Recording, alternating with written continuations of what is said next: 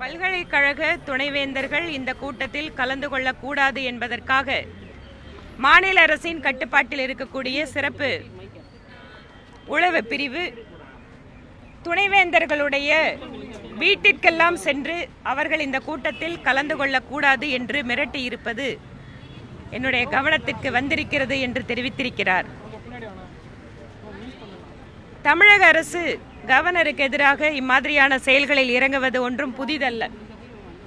அதுவும் குறிப்பாக மரியாதைக்குரிய ஆளுநர் திரு RN ரவி அவர்களுக்கு எதிராக அரசாங்கத்தில் இருக்கக்கூடிய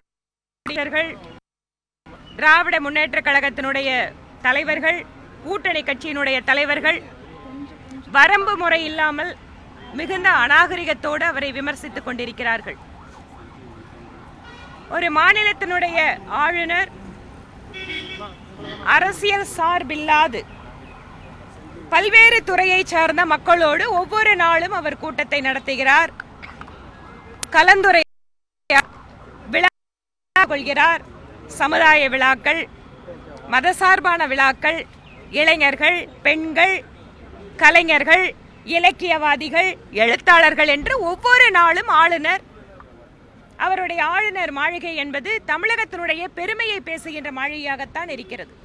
பிளே ஸ்டோர் மற்றும் ஆப் ஸ்டோரில் இருந்து பாலிமர் செயலியை QR கோடு மூலம் பதிவிறக்கம் செய்யுங்கள்.